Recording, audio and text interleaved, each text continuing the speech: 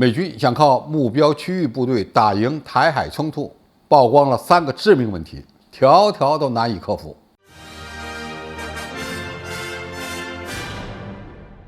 观众朋友、网友朋友，大家好，我是付先少。在美国军队对抗中国的大战略中，如何让其海军陆战队发挥重要作用是个大难题，甚至呢，与美国陆军一样，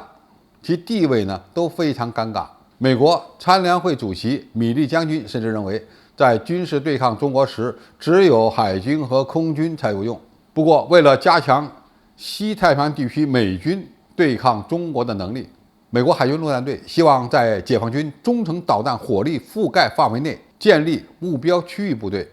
也就是顶着解放军的导弹为其友军提供支援。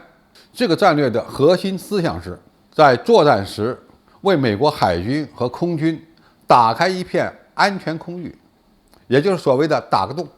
不过思想很丰富，现实很骨感。美国海军陆战队这个美国军队中的4等人，要想依赖对抗中国刷存在感，结果呢却遭到了美国军事专家的严厉批评。美国海军陆战队先前发布的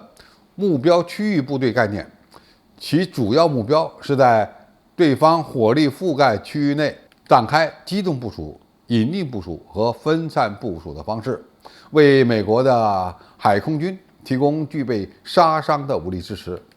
而且呢还能分散对手的注意力。美国海军陆战队的前军官，曾参与军中作战准则编纂的斯密特，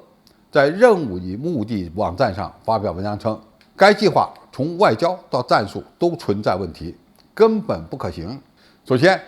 目标区域部队概念呢，基本上是属于传统岛链的防御战略，而能够部署美国海军陆战队的地方，都会成为解放军优先打击的目标，包括菲律宾、日本、韩国等第一岛链上的国家都不愿意。美国在外交上都难以持续地推进该计划。第二，他认为中国目前主要着重于与美国的经济竞争，就算要打击美军，也应该会采取代理人战争等形式，以避免自身参与直接武装冲突。因此，如果美国花费了大把的心力建立以维持目标区域内的部队，导致由于缺乏资源应对其他危机，反而会降低其自身的全球影响力。其实斯密特的意思就是美国军费非常有限，这么玩等于是拿着美国军费打水漂。第三，虽然美军宣称目标区域部队是具备隐匿性的小型单位，但是这些作战单位的部署需要动用运输机、直升机和2栖作战舰艇，实际作战时将面临着后勤补给困难等一系列的问题。也就是说，美军如果这么玩，等于是主动送人头。美军想在中国的家门口分散部署反舰导弹、防空导弹、无人水面舰艇等小型单位编制，但是他们忘了，中国有相当强悍的空对地打击火力，包括反辐射导弹、察打一体无人机和电子战飞机等等。那么这些分散部署的美军的作战单位和武器系统看起来像是生存能力提高了，但是相互之间的配合又严重的依赖电磁通信和数据链，而这些通讯系统更容易被干扰。而且中国军队的电子战能力原本就很强，依赖电磁信号通讯的支持，美军部署的位置也更容易暴露。美军如果真想在中国家门口玩目标区域部队，等于直接把美国海军陆战队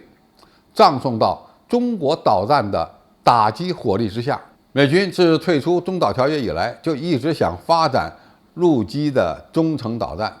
在中国家门口建立起威慑力。但是谁敢把美军以及中程导弹请进家里，恐怕就要想清楚自己对抗中国会是个什么样的下场。美军